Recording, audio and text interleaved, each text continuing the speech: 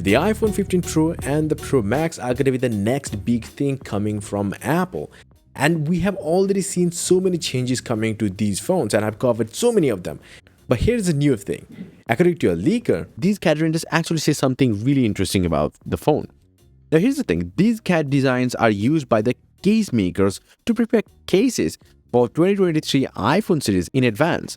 Now according to these images, the iPhone 15 Ultra's camera bump will be 3.78 mm thick, and that is still 9.6% thinner than the camera bump on the iPhone 14 Pro Max, the current model. Now the leaker also claims that the rear flash will also have a slightly smaller diameter of 6.7 mm on the iPhone 15 Ultra compared to 6.9 mm on the current Max model, Pro Max model. The microphone's diameter will also drop sharply. If this thing doesn't make sense to you, it shouldn't. The dynamic island size will also remain unchanged, by the way. So yeah, overall the iPhone 15 Pro Max is still looking amazing because it will have a periscope televoted camera, a titanium chassis.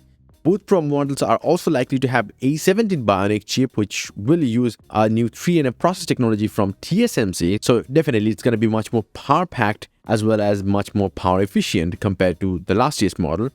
And the standard models will probably have the dynamic island cutout. That is going to be a new thing for the standard models. But after all, they will be powered by the last year's A16 Bionic from the Pro Max model. But as I said, the standard models will not get the always-on display or 120Hz refresh rate. That will still be Pro models exclusive, and the whole lineup is also expected to switch to USB-C ports, but they will have totally different capabilities. But at least they are USB-C ports.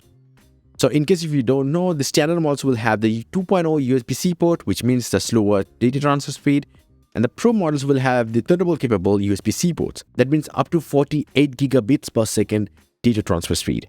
That is insane. And not just that, there is one big thing. The solid-state buttons are cancelled, at least for this year. And the reason is technical difficulties, just like every single year.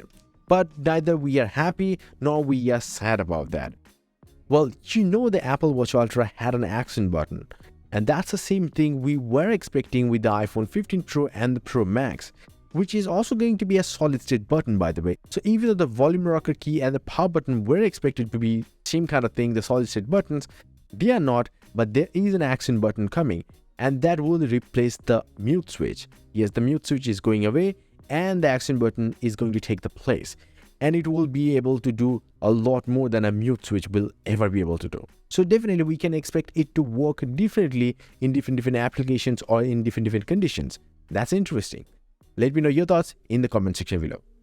And yes, if you want, you can get some crazy cool wallpapers up on my website. A link down below. Until the next one, bye and take care.